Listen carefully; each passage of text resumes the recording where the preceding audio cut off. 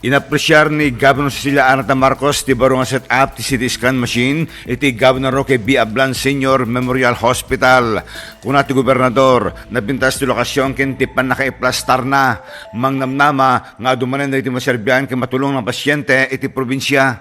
So far, maganda po yung location nung CT scan. So a lot of people are taking advantage of it. So maganda naman po. So exciting nga kasi maganda yung pagkaayos, maganda yung building. So okay naman ang ano. I'm quite happy kung ano yung nangyayari sa provincial government, sa provincial hospital kasi hopefully magkaroon ng more and more new equipment para medyo state of the art na rin naman sana tayo.